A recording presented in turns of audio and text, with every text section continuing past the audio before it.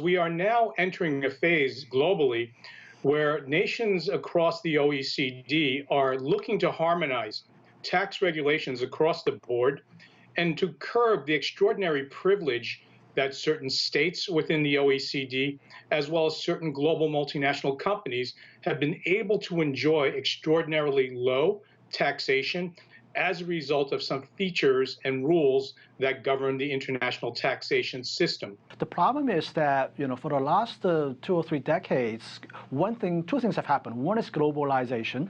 That means that companies are able to move their businesses, their capitals across borders very easily.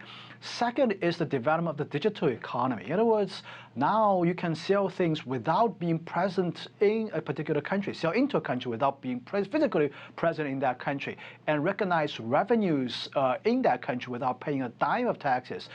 This phenomenon used to be small, big countries sort of just shrug it off, but now it's becoming a big issue. Like in Ireland's economy, a very large share of it is dependent upon these foreign companies, American companies based here. So I think it's not very fair. I think it gets back to the very fundamental taxation principle. That is what the French government is pushing, the German government is pushing.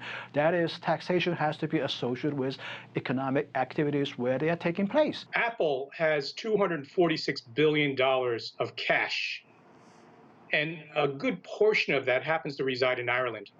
And so there's huge economic interest for companies such as Apple, as well as all the other companies like Microsoft and Google, to have their cash reserves residing in places like Ireland, because again, they're only subject to 12.5% tax, and so long as they pay that Irish tax, they are not subject to U.S.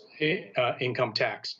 And so there's a huge economic self-interest to maintain that status quo. And so this new initiative is going to change that.